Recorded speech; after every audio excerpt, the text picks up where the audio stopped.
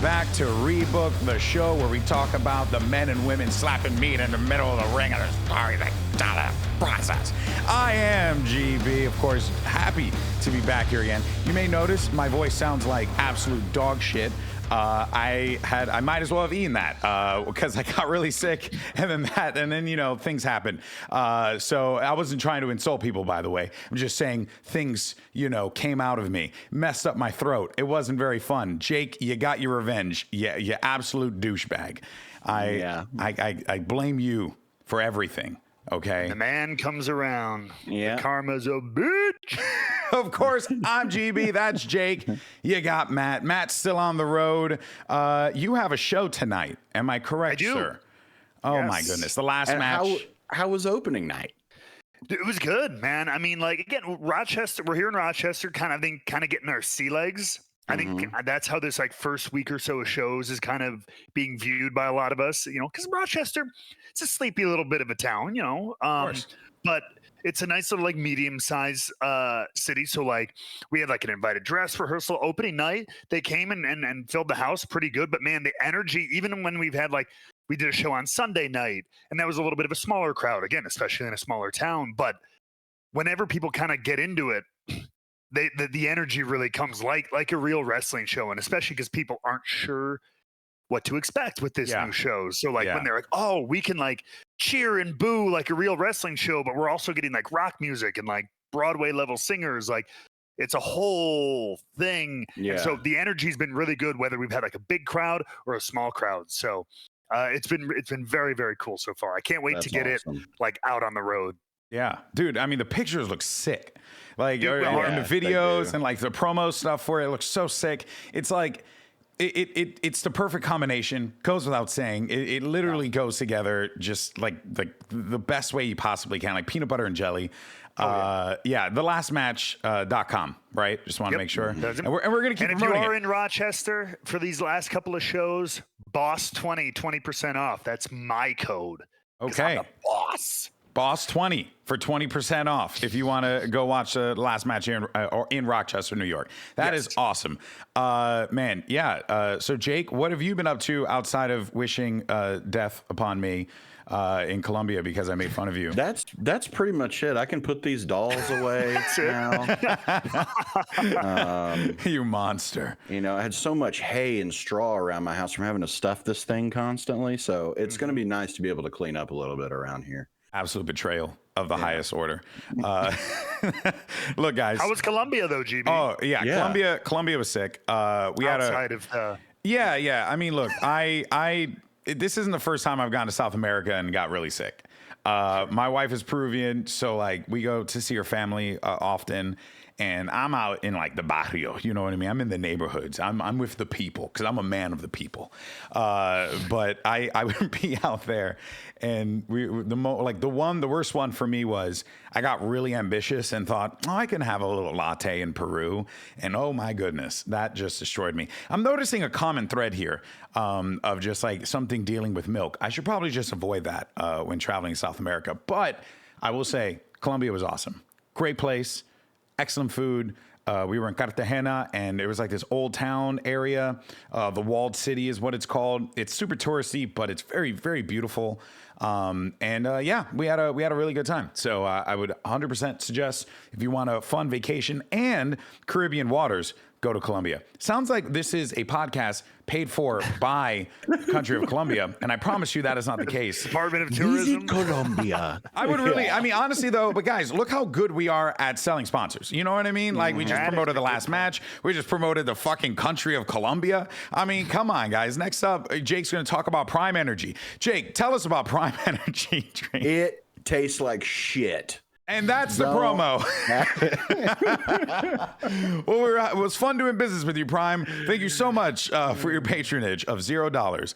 All right. Well, also, we got to remind everyone, make sure you subscribe to us if you're watching on YouTube.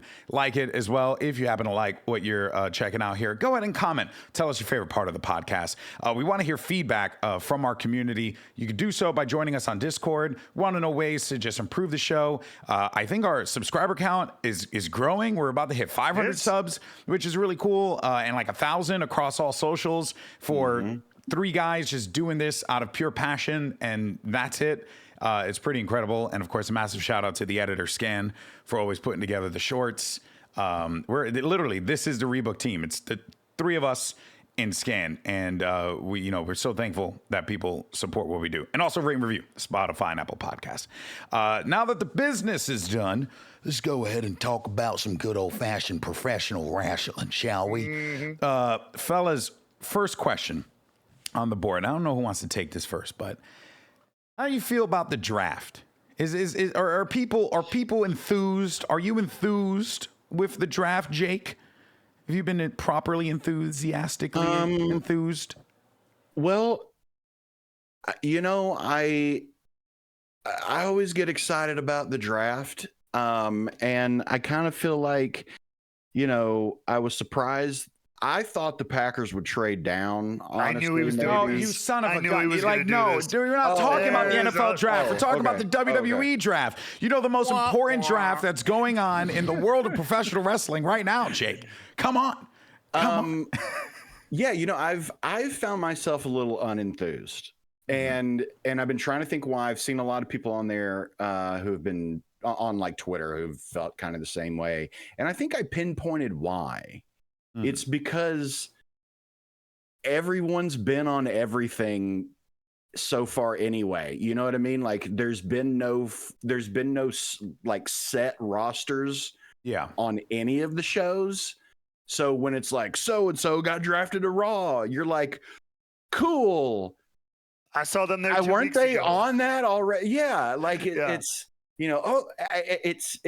so it kind of is a little like, but a question, it would mean more if it had been, done like we kind of expected it to be. But like, I see the opportunity for news stories.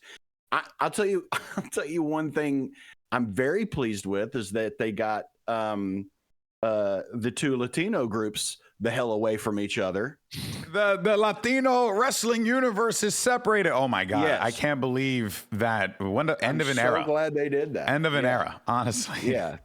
Although the story is quite compelling now with Carlito being the betrayer and getting caught red-handed, and now they're on Raw together, LW and Carlito. So that is cool. But yes. Whew. But one thing that I really did enjoy that had the feel of the NFL draft was the NXT superstars not knowing they were going. Yeah. So I feel like it was more for them. Big fan. Oh, sure. But see, I love that. I love that set of them all in there, like all supporting each other. Everyone is stoked for everybody. Like it just was a beautifully supportive moment. And then getting to see someone's dream come true. That's what's so fun about the NFL draft. And I'm glad that that WWE has figured out how to capture that. Give me more of that. Like that's what I want to see. That's my favorite thing out of the draft this year is seeing those moments from NXT. Yeah. Matt, what about you? Are you agree with that sentiment? Yeah. I mean, overall, in the build up to Mania, we talked about it a lot. And I think it's weird because like it was cool for that. Like everybody was kind of everywhere. And then that's why I said with the draft it was like, it felt really soon right after Mania. And I think that also affects the way we're feeling about this. Cause like so-and-so going here, but I saw them like 3 or 4 times over the last 3 months at least on the other show. Right. The other big thing that a lot of people are talking about that I do kind of agree with is that there wasn't a ton of movement. A lot of people stayed on the show that they were technically already a part of, especially a lot of your top players. Obviously, champions were locked, which I think it was a good thing because there's less of that like, oh, we just started a story. Now we have to wrap it up in the next week so we can start on a new show. So that was good. But then it also makes it a little less anticipation because I know Cody's staying on SmackDown. I know Priest is staying on Raw, etc. Yeah. But so it felt like business that needed to be done. So let's just do it. And maybe now we'll be a little bit more established. We'll see a little less like shuffling and a little less of the crossover now for the next several months, which would be good if you want them. And then I agree with Jake. That NXT stuff was the coolest part. Because I remember Well, no, that's a very different story. I remember when they would just hide it from even us who were on the main roster. They would still hide it from us. Really? Wow. Oh yeah, my first draft, we had, and I was not a TV drafted team. This was the Vaudevillains. They made people sit in catering after the show went off the air and watch the .com feed until they announced to the public where you were going. Then you could leave. Bye. Then you get up, take your bag, and walk to your car. It was ridiculous. This was 2016. At least you were in catering. The food was gone. No. Oh, no. I mean, at Cleaned up that for the end of the point, night. You got to at least have some cold cuts. They do. assortment They of leave some cookies, sodas some- out. There's waters, right? Yeah. do they at least leave you some options? Is it just Coca-Cola, or did they leave you some Coke Zero as well? Yeah, sure. There's Certainly diet no soda. Pepsi. God, okay. I mean, at least there's diet soda on the menu. I mean, goodness gracious. These are absolute Yeah. monsters. I mean, that's interesting. Why? You know? Why? And we all asked the same thing. That's Why? It's a quite bizarre thing. Like, so I'm of the mindset that because they've been very purposeful about wording, and I think that's something that on the WWE production side that I've really began to enjoy more and more as you know I'm like watching the product every single week and paying attention to the things that they're saying, and they're like, you know, oh, this Friday on SmackDown is the last day that you'll see like wrestlers from Raw be on SmackDown and vice versa. And they're like, now they're really trying to stress that after this Friday, the split happens and everyone's going in their different direction. So I'm okay with the draft results. I was just looking to see like what were some of the biggest things that happened. And, one of them, obviously, it's just like the NXT stars, right? You got Dragunov, which is going to be massive. He's going to SmackDown, I believe.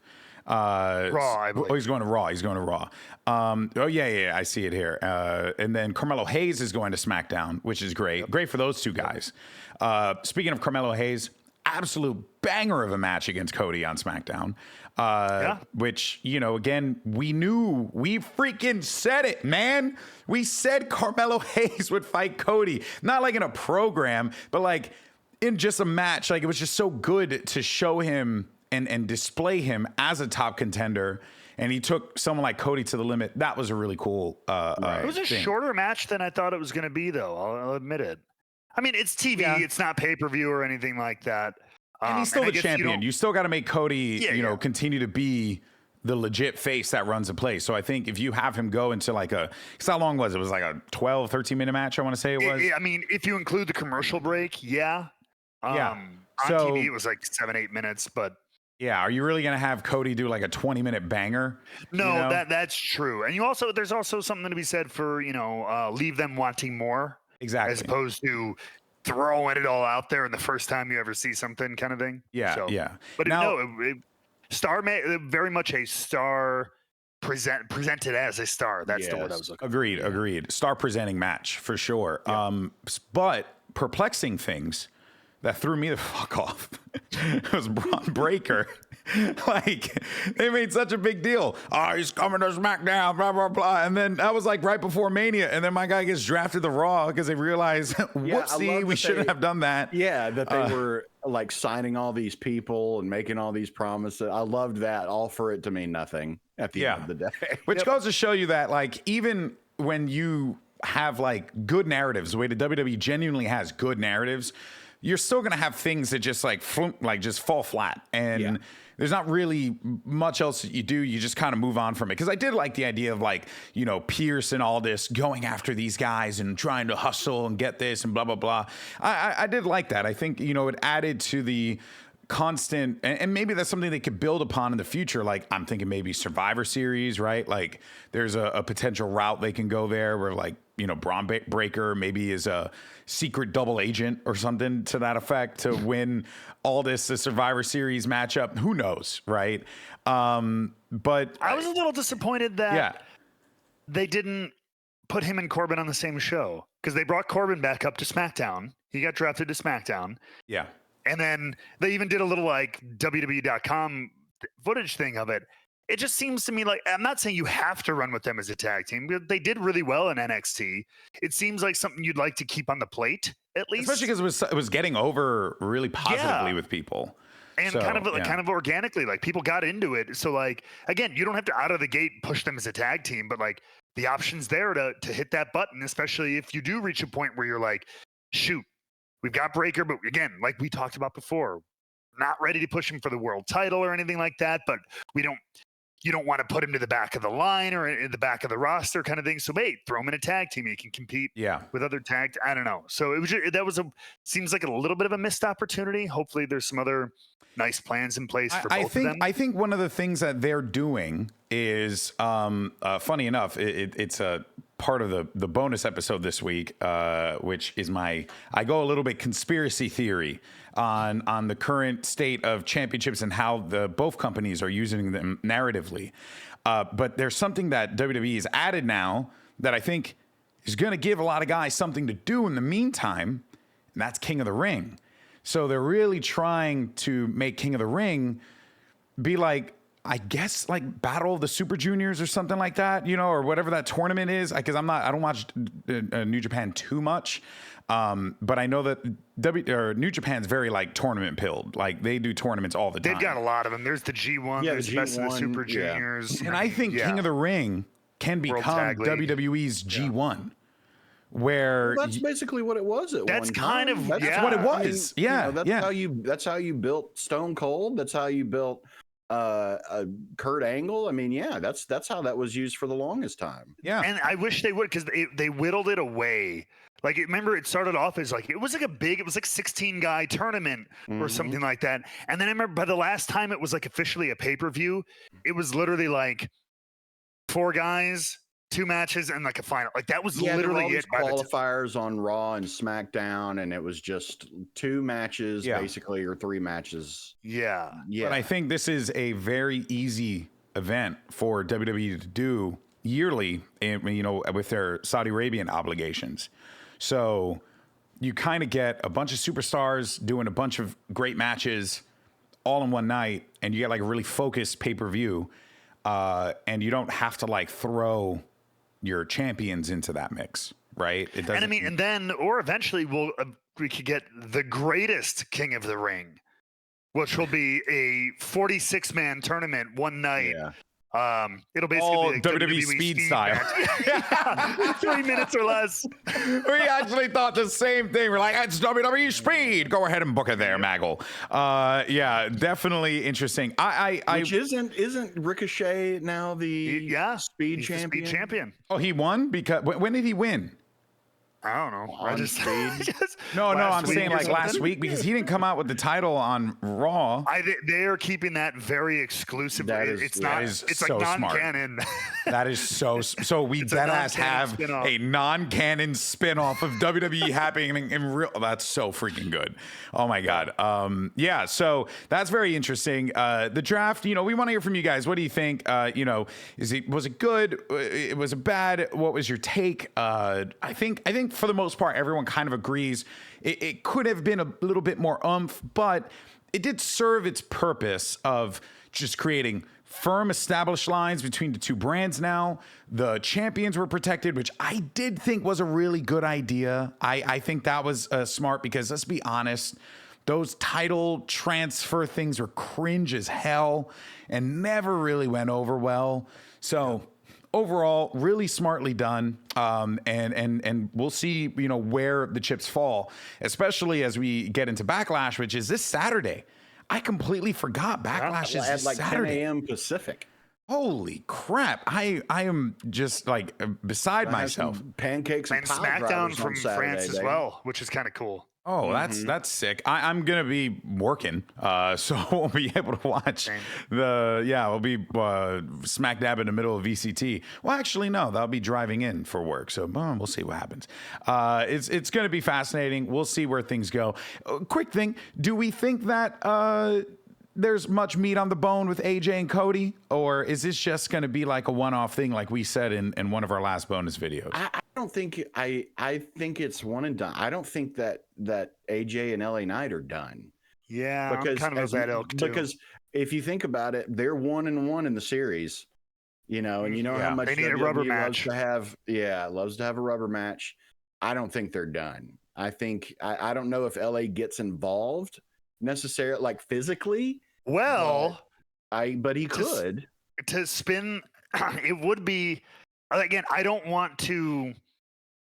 I wouldn't want to like spoil Cody's first big defense and mar it in controversy. But how far did AJ Styles travel to screw LA Knight? Does LA Knight return the favor and cross the ocean? Because right now he doesn't have a match on Backlash technically, right? Yeah. No. So No, he doesn't. I don't know if he's going to be featured on SmackDown or whatever, but maybe he travels. When you travel and you get into customs, are you there for business or pleasure in that circumstance? Yeah. You know, what does LA say? He like shows up. He's like, pleasure? "Are you here for business or pleasure?" "I'm here for vengeance." That's where he just sternly says, "I'm visiting a friend." A friend. And then at that point, they're like, "Oh, you're gonna attack the soccer mom? All right, that's fine. Go for it, man. Make it happen." My wife actually cracks me up. She always says AJ Styles looks like a soccer mom with his haircut. And because Enzo said that 10 years ago. Yeah. I was there. Oh my God. Yeah, exactly. It's so good. It's so good. That'll be interesting though, but I do think you're right. There's definitely more that goes. And Cody's kind of just, you know, I don't want to say a pawn, but he's just a piece in this overall, you know, story, right? Like there's a blood feud story happening here. Cody's kind of resting on top of it. It's just like a piece that's moving this thing along. Not the worst thing. It's actually quite smart. And you give Cody a really good match, undoubtedly, because, you know, it's freaking AJ Styles, one of the greatest to ever do it. So super sick. And then last thing on WWE, and I guess this is where we see how things build from here.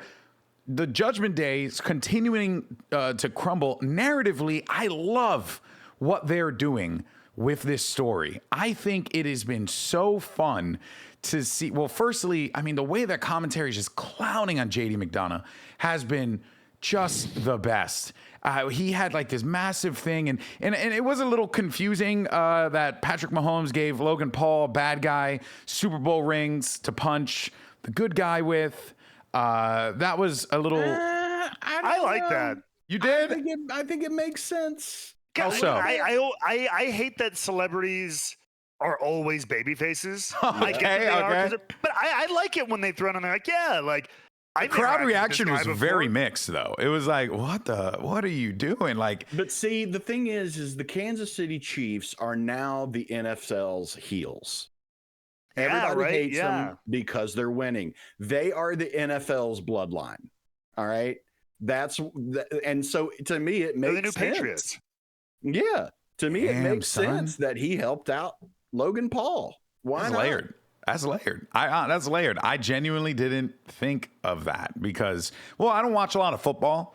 So, like, I haven't watched a lot of it lately. So, I know, obviously, about the Kansas City Chiefs and their dominance. But I didn't put back-to-back Super Bowl champs. I think I didn't put that together, which is why I felt like it was a little bit mixed on my part. But you guys aren't wrong. I guess it makes sense. Like, it's kind of cool to have, like, celebrities kind of just be, you know, now, when Travis shifty. shows up and Logan Paul gets, like, you know, the Grammys from Taylor Swift and hits him over the head, that will be newsworthy for sure. That's a heel turn. That is for sure a heel turn. The key thing WWE's got to do though is Travis Kelce's front row does something to somebody, and then you immediately cut to a shot of Taylor in the skybox clapping, and then that's on every news thing it's for so the good. next 2 weeks. Yeah. And ESPN and all that. Yeah. Jump on that bandwagon. Oh, that's too good. Well, I guess then, so basically, Jada McDonough got clocked in the face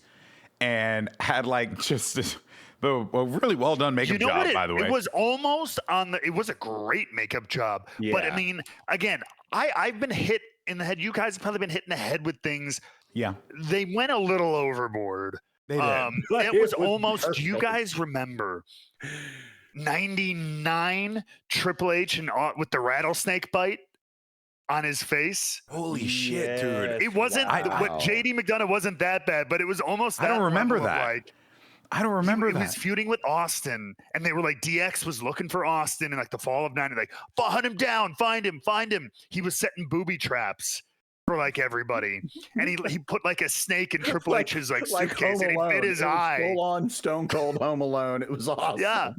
Oh my God. And so he came out with makeup like the next week or later that night. It was like dark circle around his eye, like red coming down his face, all this stuff. It was just really like over the top. And like, this wasn't on that level, but the first thing my brain went to was like, whoa, the makeup job. That's wow, funny. they took this. Yeah. He got hit with little pieces of metal in the head. Like it's he would have a goose egg. Yo, no those doubt. rings were like freaking fat though, bro. You wouldn't be red over the a quarter of your face. True that. From getting cracked with a ring. I love it. I loved it. But it just continues to show Judgment Day's Judgment Day is very much crumbling. You know, Dom is hurt. There was apparently like Dom and Liv chatting in the corner. That was cool. They're doing that a lot. I hope they don't overkill that. I have thoughts. End of opinion. Oh, cook, Poppy. So I just want to gently point out, like, yes, that was something that took place in the background, but I just want to gently point out that before WrestleMania 40, there was something that we spoke about on this program that was met with resistance by a certain bald, velvet-tongued baritone who said that the trailer in the background that had John Cena and Stone Cold Steve Austin, there's no way that could be part of the. Well, if the reports are to be believed, the plan was to have Stone Cold and John Cena at WrestleMania 40, which means that shit in the background is very important. Canon. It's it's very important. What a beautiful little touch. Touche. I shared it in our Discord. I saw some random TikToker pointed out. I was telling you guys, this being in the hotel is the first time I've had cable in years. So I was actually able to sit down and watch Raw. I watched that interview. I remember seeing that. I was like, okay, yeah, Jay, cool, main event and all that stuff.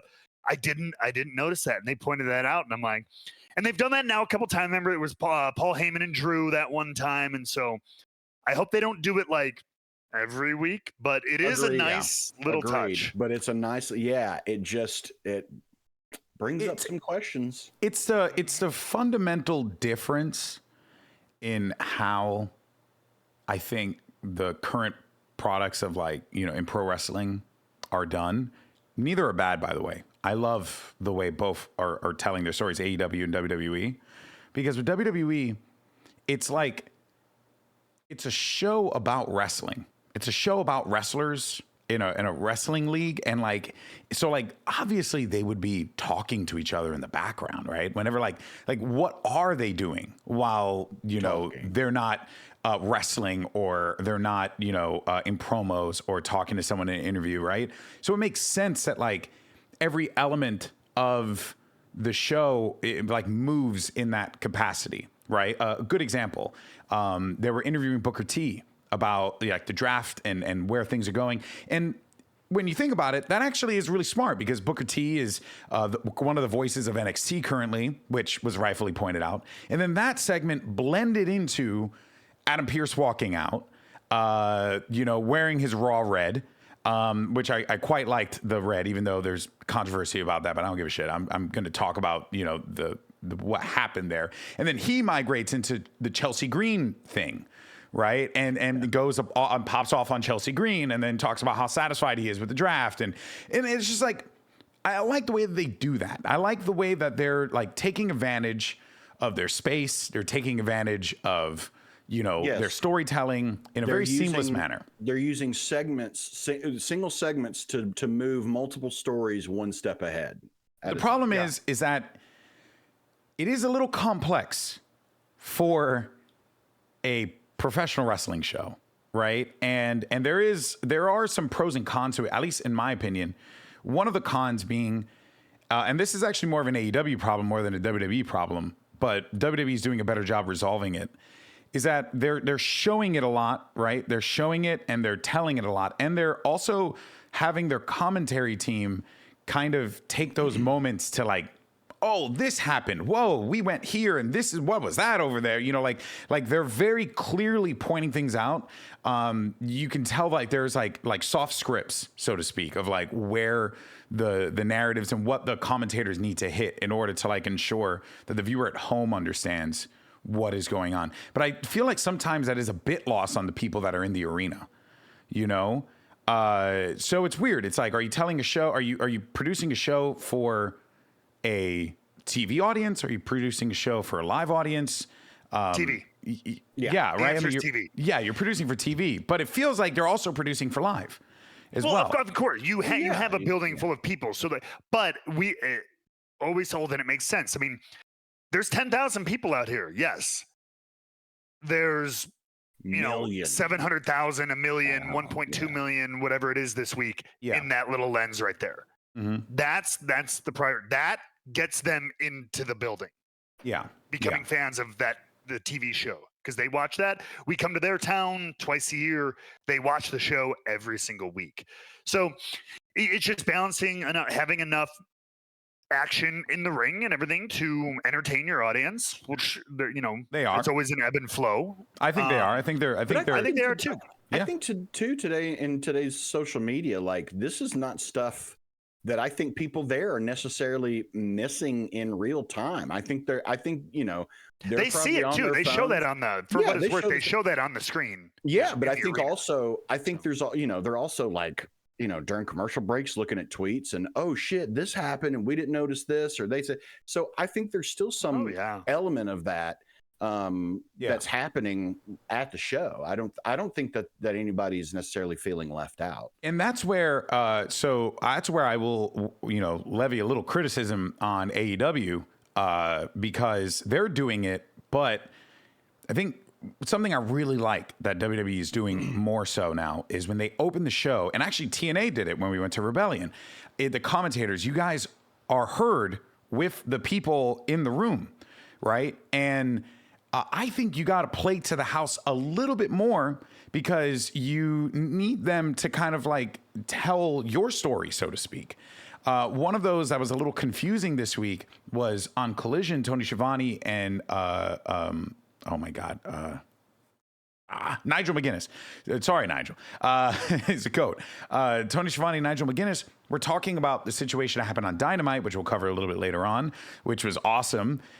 But no one in Daly's place heard what they were saying. So it was like silent in the audience. No one had any idea what was going on.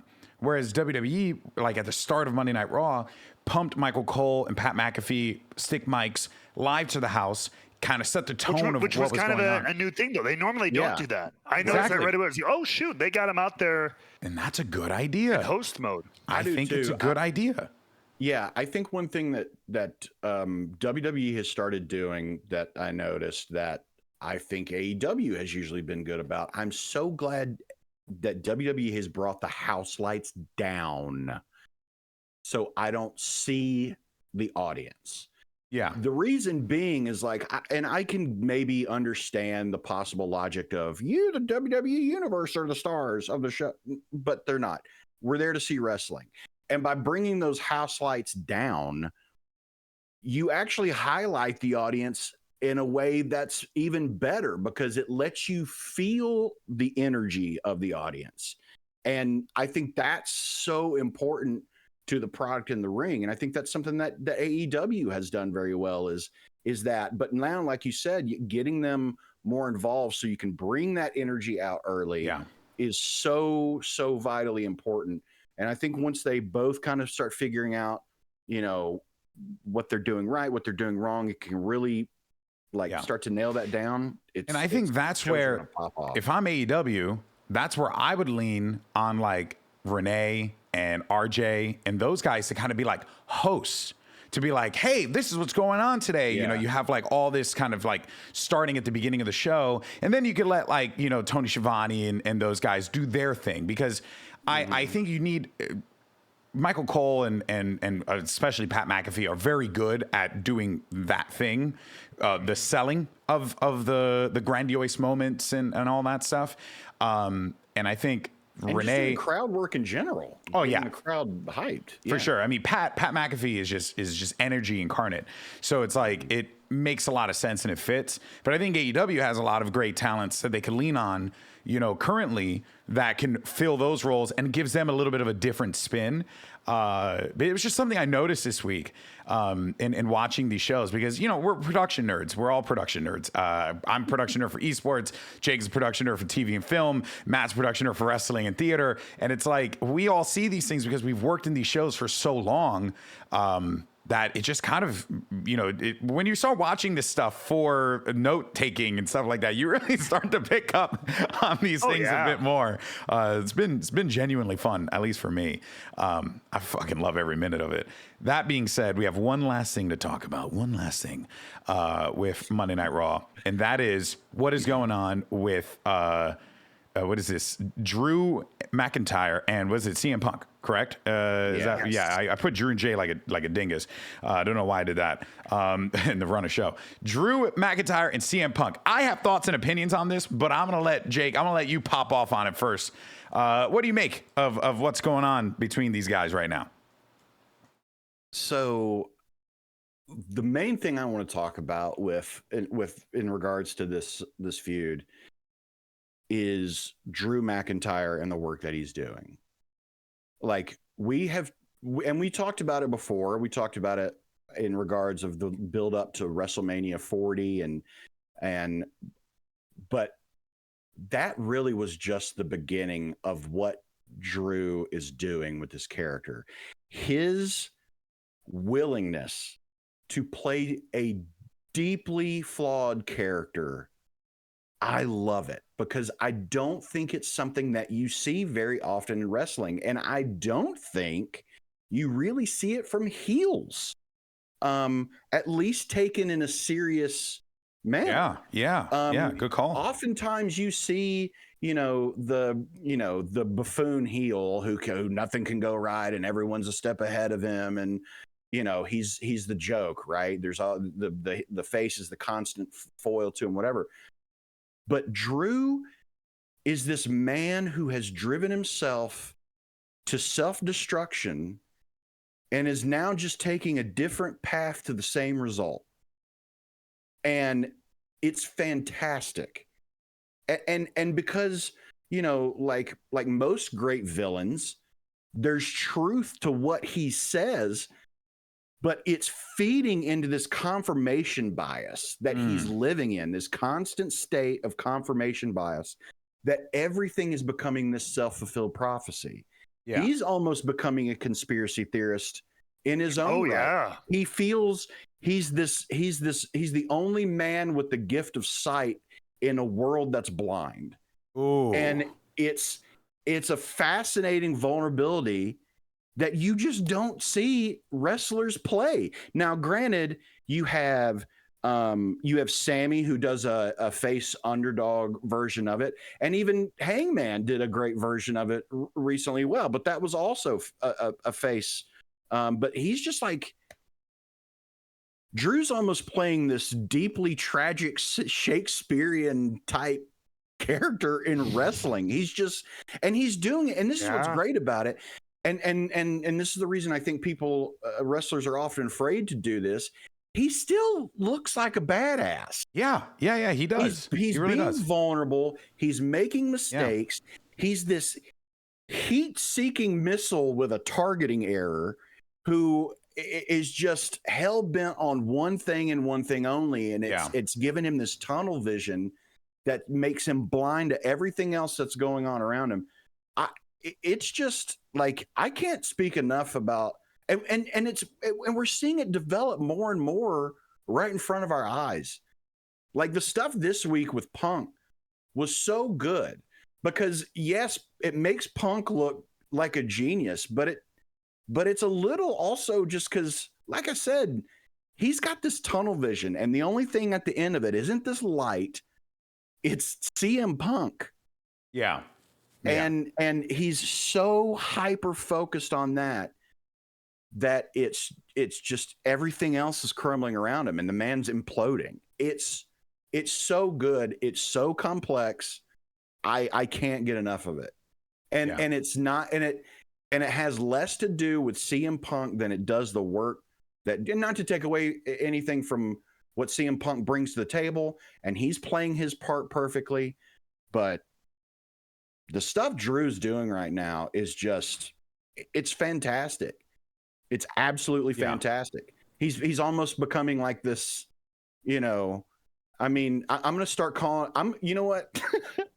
I'm going to start calling his fans Drew-anon, because that's what it feels like.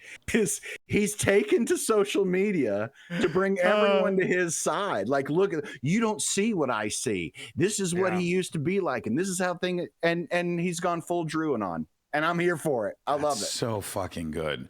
Yeah, I think that is a good assessment. My only real gripe is that CM Punk to me doesn't feel like the good guy in this situation, because in the real life scenario, like, it's very much not that. Like, I mean, the guy's literally there because he assaulted his coworker and then got fired, and then now he ends up in WWE, and it's all like, oh, roses and sunshines and rainbows, look at me, as if like.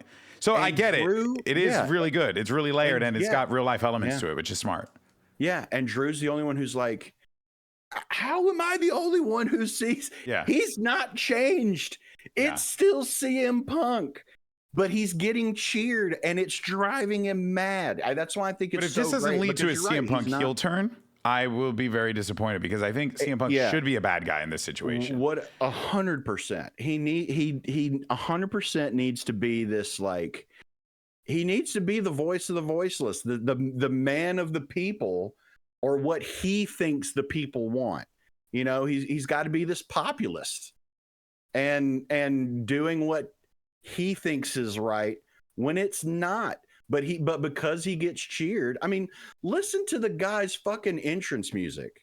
Yeah. Cult of Personality. That is what CM Punk is. He's been telling us for years, but he still gets cheered. And that's what's driving Drew McIntyre insane. And I get it. Good.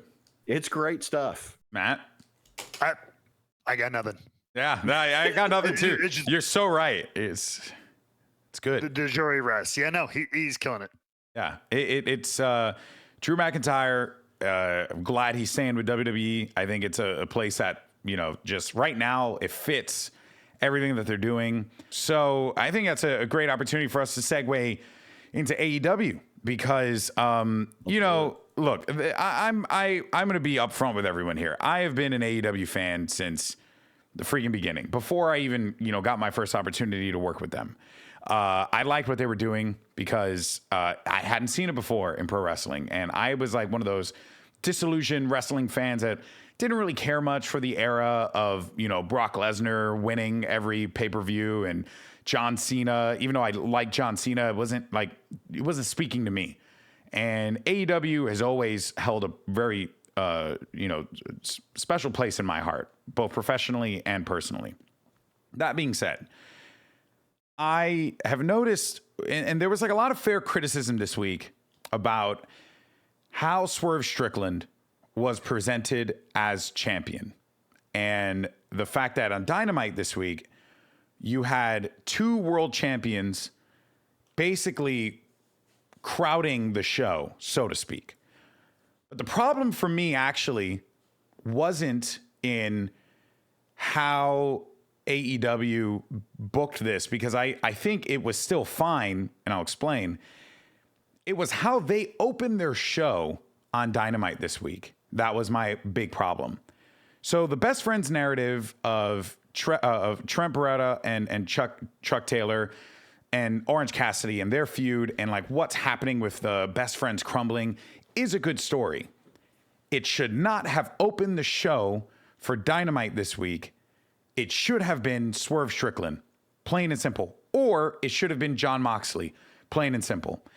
Similar to what you were talking about, Matt, with the way that, the pay-per-views and everything, your opening match and your closing match are both very important elements of the show. And I think we've really began to see how imperative that is to like setting tone and then closing out with a good tone. AEW decided to bookend their shows with two separate narratives. Now, one of them I felt was justified, which is the Young Bucks one. But the Best Friends one was just placed so poorly, and it did not need to open the show. And it took away from Swerve Strickland's crowning moment of being able to open Dynamite as the world champion. 100%. And I thought that was such a... Again, they wanted the shock moment, but why was Orange Cassidy coming out over Swerve Strickland at the start of the day, right? Is it because you want to start with a match? Well, you didn't. And instead, you started with that, and then you went into Jon Moxley doing a promo, and then you went into Swerve Strickland coming out for his match against Kyle Fletcher, which, by the way, great match. Sure. But that was like... I feel like my coworker in Valorant, Mimi, she's going to laugh because I would never talk about her in a wrestling show, but this is very apropos. Whenever we do things in VCT, she's always like, let's think about the stakes. Let's think about like the importance of this moment and what this means and how we set this up. Tone is very important. And I thought that the tone of opening with that segment felt off. So Matt, I know you had some thoughts here. So what do you think about that? Yeah, I agree with everything you're saying. I think it's absolutely mind-blowing that they did not open the show with their historic new champion. The first show after the pay-per-view. Like it's brain scrambling almost from a decision standpoint. Like, there's a part of my brain that really wanted him, that I would have said, come out, his first appearance should be promo. Let him fucking talk his heart out. And there's a reason why they didn't do it. And I understand why, but go on. So I've gone back and forth on this because this plays into the idea of like, that is obvious. That is a very WWE thing. And okay, we had the big moment. Now let's exposit a little bit. Let's explain some reactions, but which I think it's a great place in storytelling. And now, all right, if we're gonna say that AEW is different, which to a point, a person who commented on one of our early videos, if they want to be different, I think they need to try harder to be different. It still feels like they're trying to do this same kind of show that their competitors are doing, which I get. We're all TNA kind of does it too. There's not a whole lot of innovation on the wall, but so I get maybe not doing a promo. I would have liked to just hear from him, but if it's good, if you're going to go, we're wrestling based and Swerve is a wrestling champion, I think it would have almost been even more impactful. Have him start the show and go ding, ding, first night out. Let's go. Ding, ding, ding. I'm your new champion and I'm starting this show off with a match. Maybe he's even defending the title like a madman 3 days after winning it. I think that's a statement as a character. You went the fighting champion thing. I kind of hate because I think the fighting champion thing works better in WWE because you have a lot of people because of the format of their show. Long opening promos, main event usually gets 30% of the show between opening promo, something in the middle, and then your main event. So you have a lot of talent that hasn't gotten a lot of wrestling time. So like, the Cena Open for the U.S. title, we got to finally see Neville, who didn't get to go 15 minutes on TV. Or Cody. Even though we knew he was good. Mm-hmm. Yeah, or Cody. And so I think it works really well there. But in AEW, when your roster's full of people can wrestle, like we know 90% of the roster is hired because they're crazy athletes, incredible wrestlers. Some of the best wrestlers in the world. Yeah. So like, I almost want to see the opposite from them. I want to see them more. I want to see them talk. I want to see Swerve come more. But again, maybe I have a little bit of a WWE mindset with my time there. So all this to say, I get that. I would have liked to see Swerve start the show, though. And now this is where things get interesting. This is where the plot thickens, okay? Because this is how things got a little, I started to notice what was going on. So this episode of Dynamite was all about the Don Callis family. It was the main narrative, right? I like to view wrestling is like you have your main characters, you have your supporting characters, you have your main storylines, you have your supporting storylines, and then you have like your filler storylines, right? So right now, your main storyline is the crumbling of the Don Callis family, because one of your main storylines is Will Ospreay. That's interesting. You think that's the main? So It is when you first for said Will that Ospreay. to me, right? And he's huge. In my mind, though, the through line of that show was Bucks and Jack Perry. Well, I was going to say there were multiple. I think- There are multiple main storylines, right? Like it's not just one, in my opinion. I don't think that there. I think maybe I should rephrase it. Yes, you had your main, like what opened, what closed, right? Which was the Young Bucks coming out, and then you had the Young Bucks closing the show, right? Those were your main. I'm doing this knowing that no one can see it, so I'm bringing it closer to the screen here. So you have your Young Bucks opening the show, and you had your Young Bucks closing the show. That was like your through line, and it happened throughout the show. But there's also another storyline that's kind of like a main storyline, so to speak, and that is the crumbling of the Don Callis family, right? Because that kind of plays a role in what is happening with a lot of those wrestlers right now, especially with Will Ospreay being a part of that team. Sure. And how really it was quick, sprinkled. Go for it.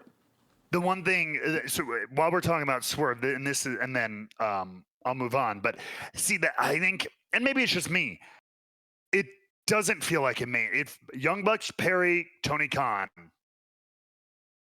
Don Callis family, Swerve, and I think that's a problem. And there is a reason. That's how it feels. There is a reason-ish that I'm seeing, and I could be wrong here, and I'm totally fine being wrong. People can say I'm cooked. It's completely fine. I am, by the way. So AEW uses their titles in a very interesting way, in a very different way from the way WWE does it, right? Titles, like, they kind of make it so that the titles exist in a capacity that also pushes things forward when it needs to. Whereas in WWE, they center the stories around the titles, right?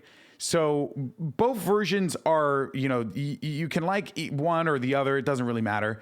Point is that this episode, the AEW World Title, AEW World Title, and the IWGP World Heavyweight Title were used as bookends of the narrative that is happening with the Don Callis family, because similar to WWE, they're kind of in a storyline holding pattern, so to speak, with those two main titles, because they have other things they kind of have to resolve. It's part of the reason why, like, Cody, yes, he won the WWE Championship.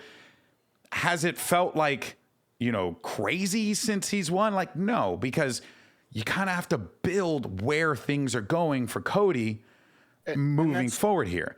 Yeah. It's the same thing with Swerve and Moxley, right? Because, with Moxley, it's a little bit of a different situation. But with Swerve, which is why I think they still, regardless, should have come out. Swerve should have done what he did on Collision on Dynamite. So it should have been the Young Bucks start the show. Well, we're here, Jungle Boys or Jack Perry's going to talk to Tony Khan. Then, okay, well, welcome everyone to AEW Dynamite, blah, blah, blah, blah. We had a historic dynasty. This happened. We show clippings of like Swerve Strickland winning because like media was talking about it.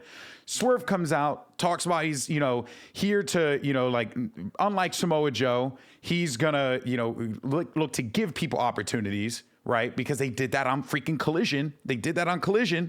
Right?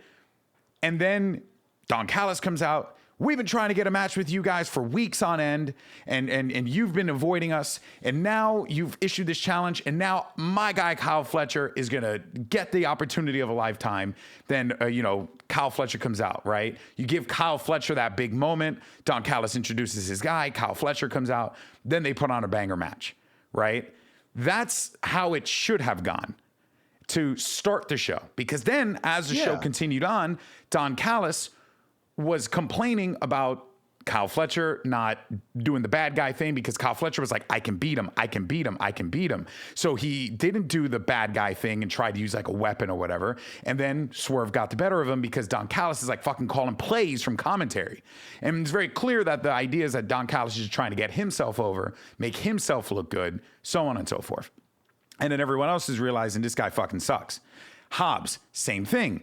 He was in a really bad spot at the end of that match. Don Callis didn't give a fuck about him. Just said, "Oh, we lost. What a douchebag. We lost." Right? Like you can see where this is going, but it's just like you gotta place it in better parts of the show, and then it gets a little bit more effective. But anyway, sorry, Jake. I didn't mean to. No, I was there. just gonna say. I mean, you're 100% right. I mean, the order in which you do things matters. It's important. I mean, like. Well, I'm gonna bring the Kansas City Chiefs over to the AEW to make a comparison for a moment. Fucking Chiefs. So we're back with the damn Chiefs. They win the Super Bowl, and they're gonna have their Super Bowl parade, right? They go through downtown Kansas City to the City Hall and celebrate the win, just like every Super Bowl winner does, right? And you're there, you're excited. You're like, yeah, I'm going to see Pat Mahomes and Travis Kelce. I'm going to see the boys. It's going to be great. It's going to be awesome. Andy Reid and his big ass mustache. It's going to be a blast. It's going to be fun. And then here we go. It's time for the parade to start. And it's, ladies and gentlemen, please welcome your Super Bowl 58 halftime performer, Lil Jon. Now, Lil Jon's great. I didn't come to the parade to see Lil Jon. I came to see the Kansas City Chiefs. Yeah. Why are they not popping up? You bring Lil Jon on after, sure, that's hype. That's awesome. I love Lil Jon. Yeah. I came to see the champion. Yeah. I came to see the champion. Why aren't we starting with the champion? Why are you throwing out Lil Jon? No disrespect to Lil Jon. Love Lil Jon. I danced to a lot of his music at that wedding. City Chiefs. Yeah, it's true. It doesn't make sense for you to have done it. And you're right, Matt. Like it makes the title automatically feel less important than about three other things on the show. Because it just feels it's like, how are you going to make it? How are you going to take your biggest, most important championship and make it feel like a mid-card title? Yeah. Because that's how it felt. And that's a disservice to the great program that Swerve and Joe just put on. Yeah, I think they could have done and just a little bit to their fans, to the fans of who wanted to see Swerve come out and show off the title and have a big celebration and cut a hell of a promo, and then that doesn't happen. And I think the reason why they didn't do the celebration portion is because they were doing the celebration part with Willow, which would have looked and sounded weird, but again, lies in the problem where it's like you didn't necessarily need to do that. It could have just been Willow coming out to like cut a promo, right? There are a lot of ways where like I'm seeing what they're doing, I'm seeing what they're putting down, and I like it. I like what AEW is doing narratively. Like anyone who is saying like AEW's got no storylines, you're just not paying attention, and that's completely your prerogative. I understand tribalism is like stupid and a thing, but like they are doing things. It's just that it's those parts where like I'm just seeing those little things, those inconsistencies. Well, yes, illustrious Jake. That's right. Thank you. What's the name of this show? Rebooked. Rebook the opening of Dynamite right now. Rebook it. I would have literally what I had said. Here's what I would have done. I would have given the Young Bucks that opening moment because it was shocker, right? It was an outdoor promo, so that's perfectly fine. You don't spend a lot of time on it. And you just kind of let that kind of sit in the background, right? Because that is your through line during the episode. Then you do a hello, everyone, and welcome to AEW Dynamite, live from our home in Daly's place. Boom, boom, boom, boom, fireworks or crowd or whatever you want to do to just try and like make that great. And then whose house? Swerve's house, right? As Swerve comes out, you do a picture in picture. You show clippings of Swerve and his success and all the websites that were covering Swerve's win. Swerve makes his way to the ring. He grabs a mic. He talks about how historic it was winning, and how like things are obviously crazy in AEW right now. But the one thing that the fans can rely on is Swerve Strickland put it on banger matches week in and week out. And he is going to do that tonight because he is issuing an open challenge to anyone in that locker room that wants to take a stab at the AEW World Championship. Boom, Don Callis' music hits. He comes out, he talks shit to Swerve, says how he's been dodging the Don Callis family because he knows that they're the best wrestlers in the entire company. He runs down the list. Kyle Fletcher, he gets Powerhouse Hobbs fighting for the IWGP title, which, by the way, sets you up for, promoting your main event. Then he talks about, they have another guy in that, and then he talks about Takeshita, and then he talks about Will Ospreay, who is put on the greatest match of all time. You get yourself a big pop, blah, blah, blah, because there's obviously something going on there. And then he says, one of our guys is going to take the challenge. Here you go. People are stoked. They think it's Will Ospreay. Don Callis does the heel thing. Here comes Kyle Fletcher. And then you have a banger match because Kyle Fletcher is an incredible wrestler. And then at the end of that, you have a Swerve Confident, as always, right on top with the belt, and everyone's stoked. Everyone's excited. What's next with Swerve Strickland? You can catch him next week on Collision because he's going to do another open challenge. And boom, that's the opening of Dynamite. And you set everything up. You set it all up, right? You get the Don Callis thing starting to crumble a little bit. You get the Young Bucks started in the beginning, and you make your freaking champion look like a freaking champion. Yep. That's how you do it. That's how you set stakes. That's how you make things feel important. I'd go one up. Oh, how would you want it up? I think you're setting up the match and all the Don Callis spot on. I think you fuck the Young Bucks. I think the Young Bucks entering is a 30-second bumper as you go to your first commercial break. Perfectly fine. Yeah. I think you come out. They even played with a little. They did an AEW digital thing. I would have made it. We're returning. Not only our first Dynamite is after Dynasty, after this huge, is in the home of AEW. Yeah. I don't know if you saw it on digital or Twitter or whatever it was. They did like a Cribs thing with Swerve where he took him into Daly's place because whose house is it now? That's awesome. It's the home of AEW. So I'm like, Tony, this is your stadium. You have carte blanche here. Maybe this is excessive, I know, but it's Tony and he's money and it's their stadium. I'd open the show with an outside locator panning up.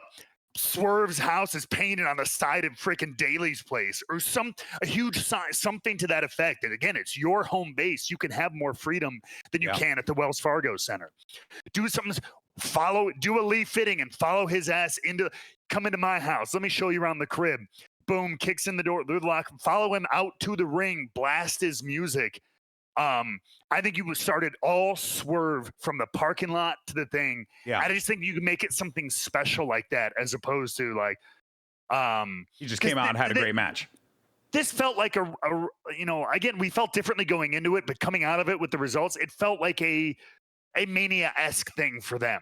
Big matches, big moments. So follow it up with like a show after a Mania kind of feel. Do something a little bit out of and then have the badass match. Swerve still your champion. As you go to break, oh crap, the Bucks and Perry are here. What's going to happen with them? Stay tuned after the break. And that right there is like just how you build compelling television. Honestly, like it's not rocket science because you always want to leave your viewer wanting more. That being said, they nail that with the closings all the time. I feel like AEW constantly nails it with their last segment of the show. And this time was no different in Dynamite. You had the Jack Perry, very obviously beating up on Tony Khan. That was so obvious it was going to happen, but it was so brilliantly done. And my thing with that is what they're doing is they're telling a very meta story here. Right? What is the constant complaint that people are always whining about when it comes to Tony Khan and AEW? Oh, he's too friendly. He wants to be too buddy with everyone and just be nice to everybody. Oh, Tony felt like he was like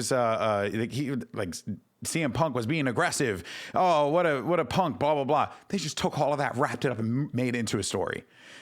And it was really, I think, like just the subtle things. But again, you kind of need all these elements to like tell the story here. Sometimes things are happening far off screen, like social media and Reddit, that you need to find ways to effectively build that in. But the idea that the Elite are taking over AEW was really good until which maybe there's something that comes from this. On Collision, they said that Tony Khan is still going to be running the show remotely from Jacksonville. He's not clear to like come back, and he's still like calling the show. And it's like, maybe there's something there where like they could just cut off Tony Khan's feed and then the Young Bucks take over because all you got to do is just close a Zoom call. Maybe that's something that you can do. But I kind of wish that they just said Tony Khan is, out. He's injured and he's dealing with what's going on with the NFL draft. There's just too much happening for Tony Khan right now. So unfortunately, that means that the task has fallen upon the EVPs as they currently are stated, which again is also a little weird, but it's like, at least he gets something there. I don't know. But maybe there's going to be more meat on the bone with Dynamite today. So I am excited to see where they go with this story. What do you guys make of all of that stuff? Did you like the Young Bucks segment and what followed after with Tony Khan showing up at the NFL draft and wearing the neck brace? I respect it was the great. commitment to kayfabe. Yeah, I really respect it. And they had a pretty good draft, as it turned out, the Jaguars anyway. So maybe this motherfucker. Maybe but I feel like go ahead, Matt. Go ahead. No, this kind of breaks the protocol of the show, because now we're talking about things outside the wrestling show, right? So I'll just briefly touch on that. But whereas I told you, like, look, I'm a firm believer in kayfabe's dead. I don't think it needs to exist. I don't think we need to pretend the things that happen on the fictional TV and wrestling show happen in real life. I think it's ridiculous. That said, like, it's fun for a wrestling fan if you turn that on and you see, like, oh, he's doing the thing. Oh, that's cute. That also said, if I'm a Jaguars fan, I look and I think my own team is owned by a 12-year-old kid playing pretend. It's why I say it all the time. I don't need Timothée Chalamet to show up on Kimmel pretending he's a messiah of a desert planet. I don't need him to pretend that's real. Ooh, I don't know. Maybe you I can tell do. me. I would pop, but it would worry me. Yeah. And so there's the two sides of that coin. So I don't really care either way. But as far as the angle itself, I agree with you, GB. Like, I wish they would have almost just left it. What would have been a better sell? Kayfabe, just don't show up to the draft. And then on your TV show, it's even more convincing to go, he's out of commission. We haven't heard from him. Yeah. As the production is all in line. We're all here. The show is going on the air, but we've no idea what's going on with our I think it would have been president, impossible Tony for Khan. them to pull that off, personally, just because Why? I think, he runs the Jacksonville Jaguars. Does he have to be on camera in that room? I think it would have been Is that a worse. thing? I think it would have been worse for the actual team itself had the owner not been there present for the draft versus him showing up in a neck brace. But I guess on camera. Can he be off camera in the room? He's there. They're making the call. Not with the media. I don't think with the media they would have let him. I mean, they would have shown him anyway. Like, I don't think they give a fuck about wrestling storylines this way. No, like, they don't. But he doesn't. I think maybe he probably could have been off camera. But if he's going to be, my thing, you're too happy. You look too happy for being in a neck brace. No one in a neck brace has ever been happy. But that's semantics, I feel like, because it's like. I agree. I do agree. It's like, what are you going to do, also, right? Wearing a neck brace, you don't look around like this. Yeah. It's Batman, the Batman turn. That's what you got to do in the neck brace. It was silliness, 100%. I agree. Like, the kayfabe aspect of it, I like a commitment to a bit, so I was appreciative of it. I thought it was funny when I saw it pop up in my timeline. I was like, oh my God. We said, how funny would it be if he, like, we were talking in our Discord, how funny would it be if he did that, and then he did that. So it was quite entertaining, but I certainly see the perspective. And that being said, though, the story that they're telling here with Jack Perry, with the Elite. I think it's 101. It's 101. This is a tale as old as time kind of thing. A rogue faction looks to take power within a company, and it can work. They can often be really fun.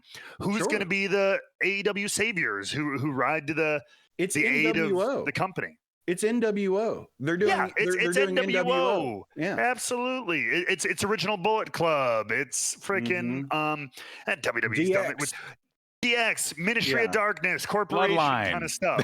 But Bloodline didn't really try to take over the actual control of the company. They were just fair. dominant. I'm talking about people who tried to be the powers that be. Call the shadows. shots and Yeah. So I mean, I hopefully I think it could be good. I'm not saying that it's a bad thing. I'm saying that it's a good thing. I'm like, this is a classic wrestling story that is often very intriguing. Who's going to be on what side? How is it going to? Are we going to get a War Games Survivor Series style clash at one of either All Out or All In or some? I think there's a lot of cool possibilities. So I'm all for it. And I'm just happy that Tony Khan has joined the club. Yeah. A very illustrious club. Of what? Of the streak of executives and owners taking the worst possible bumps and sells ever. Oh, You've joined Vince, you've joined Linda, you've joined Bischoff. Congrats, Tony. I've never seen a human being take a punch to the stomach like that. Knocked him out. Well, but knocked him out about a second and a half after it happened, and it crumbled to the ground apparently from a 3-inch shot to the. Anyway, punched him in the jejunum. Anybody seen Semi-Pro? Am I the only one who saw? Wait. What he say? What are you saying? Punched him in the jejunum. Wait, was that Semi-Pro? I don't remember that at all. Semi-Pro. Yeah. Holy crap! I gotta watch that one. Yeah. You what was that scene? It. What was that scene again? It was a scene where Woody Harrelson was Monix was teaching Jackie how to play better and trying to get him to. That's right. He's like, I've never thrown up, Coach. I've never thrown up before. Well, you're going to today, Jackie Moon. And he punches him in the jejunum and throws up all over him. Fourth place. I actually underrated movie. I actually dressed up as Jackie Moon for Halloween one year. It was great. I put I even had the tight shorts and I put a sock, right? Because I'm not doing that. And then I just let that kind of be a thing. Walked around New York City dressed like that. It was sick. That's fantastic. I think that narratively right now, I see it. I see what AEW is doing. I want them to hone it in a little bit better. 100%. Make the big things feel big. Push the stories where they need to go in an effective manner. But they are for the most part, I think, really hitting the nail on the head with so many of these I don't know if you guys are noticing what's going on with Timeless Tony Storm and Mariah May, but I think we're getting a love triangle angle happening between her, Mariah May, and Azumi. I think her name is Azumi from Stardom. I'm blanking on it exactly, or it's just Mariah May and Tony Storm in this or was weird. It Mina Shirakawa? It might have been, but it was this weird relationship thing. Where Tony Storm is very protective of Mariah May now. I like it, they're going in weird directions with their storylines, or the fact that Will Ospreay, if we could just take a second, I just want to talk about the Casino Gauntlet match. I don't know if you guys had a chance to see it. That was such a sick format. I really, really liked it. So the concept was that it was similar to a Royal Rumble, except it was just sudden death. It was whoever got pinned first lost, and the winner just won, flat out. But you had no idea when people were going to come out. And my favorite moment was when Will Ospreay came out. No one expected him to be in this match. And the crowd just popped. He is so over Rover. And it is so cool to see. So he comes out, looks like a superstar right out of the gate. You get the immediate history between him and Jay White. That was awesome. Then you got the immediate history between him and Lance Archer. That was equally awesome. He sold Lance Archer showing up as if the devil had arrived. It was so good. And then the overall match itself, Commander looked great. It was at this moment where I'm oh my God, I'm witnessing a match between some god tier fucking wrestlers right now. And this is incredible. And then Will Ospreay wins. And then you get Roddy coming out right out of the gate. And you're cool, this is going to be really fun because this has to lead to Will Ospreay winning the international title. Plain and simple. He's going to win it. He has to win it, or it leads to a program where you get a little bit more meat on the bone potentially. there's cool stuff that's happening in AEW right now. You're talking potential of Undisputed Kingdom versus Don Callis family. Well, that's what I think. I don't think Don Callis family are even going to be. Oh, yeah, maybe, or they're not involved, or maybe that starts to split. That's the flare. That's the thing. They think they're, and then finally whatever that kind of faction war is just explodes them. That could be. And you're already seeing Adam Cole. We saw him come out and look at Wardlow in a very disgusted manner.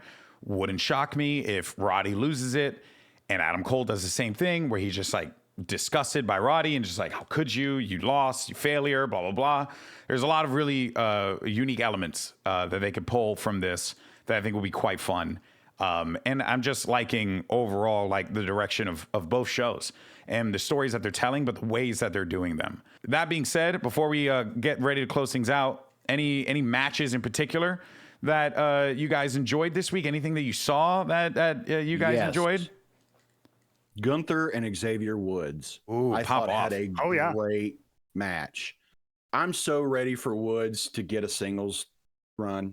Yeah, I think he deserves that so much.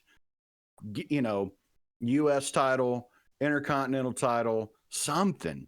Yeah. He's earned it, man. He's so good. He's so good in the ring. He's so good on the mic.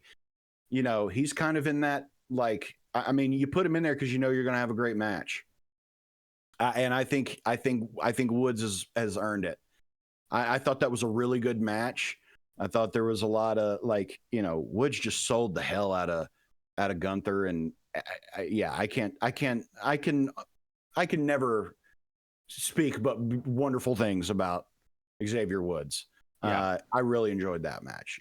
Yeah, he's the best. Everyone knows that. But yeah, that is so true. Matt, what about you? For me, I told you I'm a little all over the place with the schedule. It's fine. I'm playing catch up and everything like that. So I don't have anything of note this week. Remind me with Woods. He did win one of the incarnations of King of the Ring, right? He won the last one. He won the last one. He's still technically okay. Right. I know that was because I was thinking, I'm like, oh wait, can we prime him for that? But he has won that, so I know and then Gunther that's more important to him than the damn world title if you talk to him. Yeah. So true.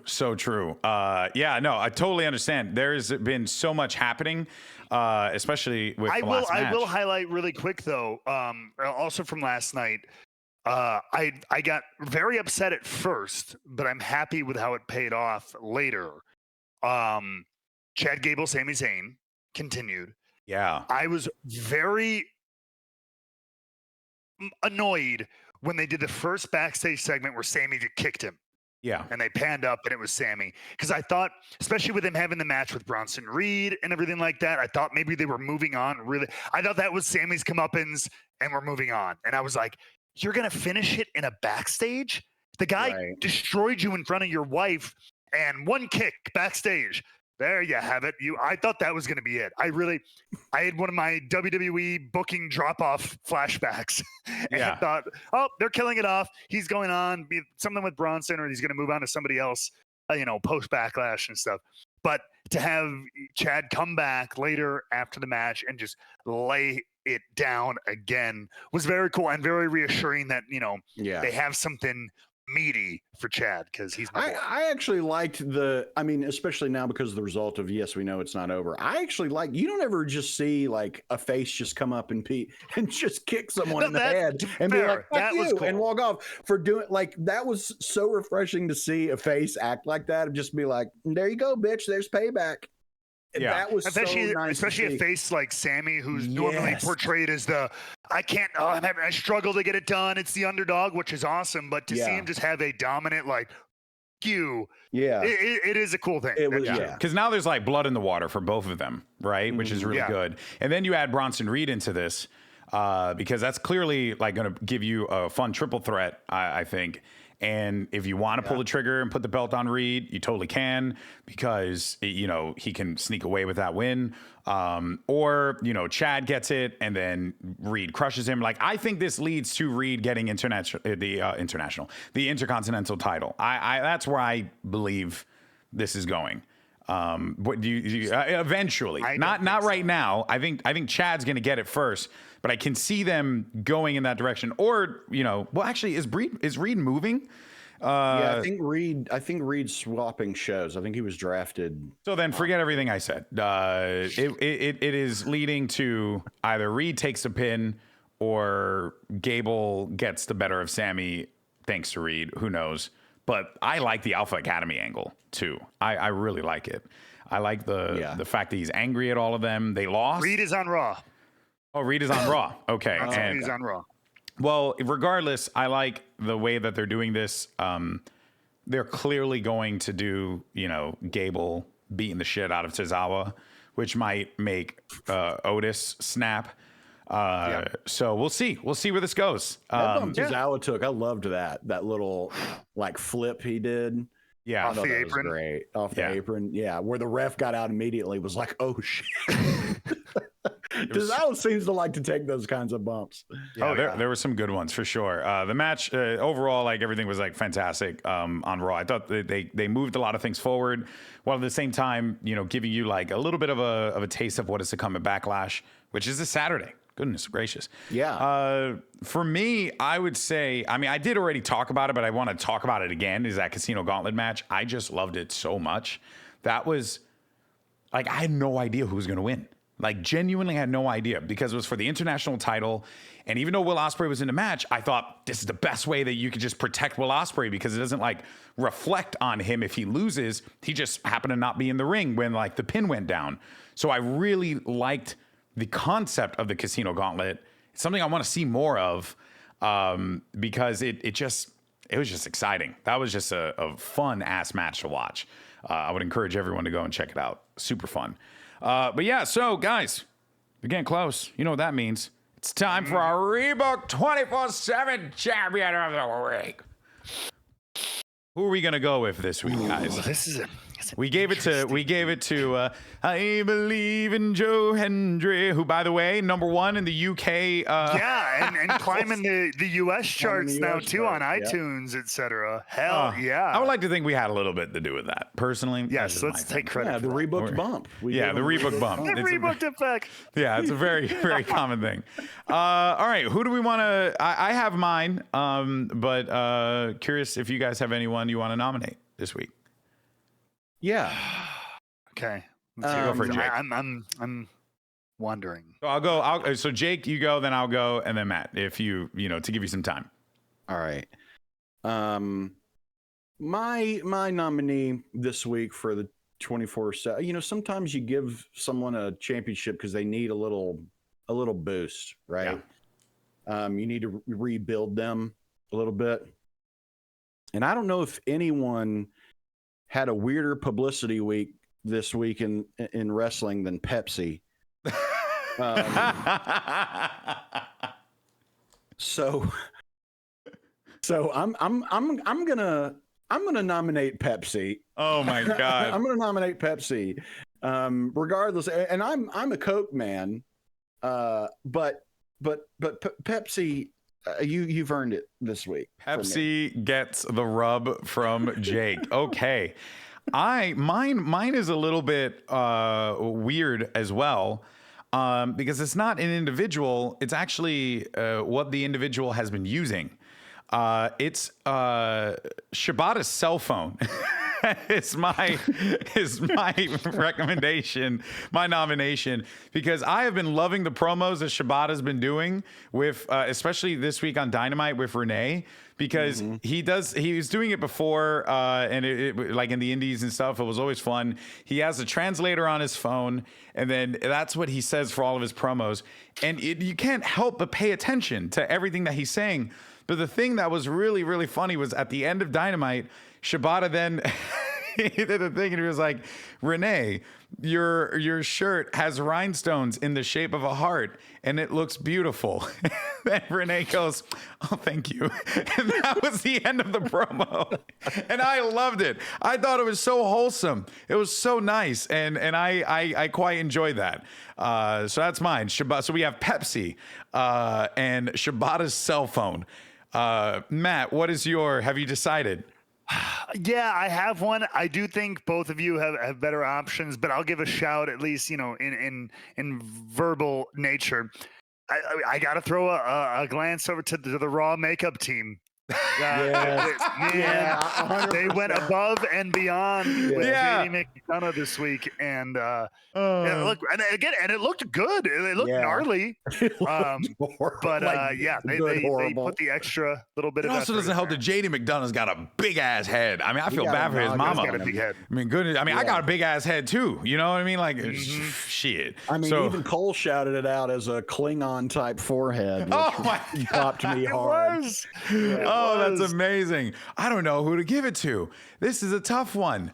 You know what? I think we got to give it to the Raw makeup team. Yeah, I like the Raw makeup team. Okay, that's a good shot one. in the dark, but okay, let's do it. One of my dearest friends, Lorena, is our makeup artist at VCT. You got to give the makeup artist some love. Dude, they're awesome. They put in a lot of work, and actually, funny enough, my friend was watching, and she was seeing like some of the wrestlers come out. Like she was noticing like Cody has like contouring and stuff like that, and she's like, "Oh wow, like the makeup's like holding in these matches. Like this is impressive." I was like, "Yeah, I mean that's sports makeup." And then like she looked it up, and then she started following all of the makeup artists who work at WWE, the makeup artists who work at AEW. Even I think like she saw some other like makeup artists that were doing like indie shows as well. So I thought that was pretty cool. So yeah, shout out to the makeup team. You are our 24/7 champion of the week. Lock it in. A little fist bump. Ooh, look at that bouquet on the camera there. Love to see it. All right, guys. Well, that is going to do it for this week on Rebook. Don't forget that we have our bonus video that will be launching this Friday. It's going to be a fun one. It's basically, I have figured out, just like the way Charlie from Always Sunny in Philadelphia has put the pieces together, I have figured out what each and every title represents in both AEW and WWE, and we are going to talk about it, and I'm going to see if I'm cooked. But apparently, we lost Jake right at the best possible moment. So that's going to do it for us here, guys. Thank you so much for watching. We'll catch you next time. Peace. Later.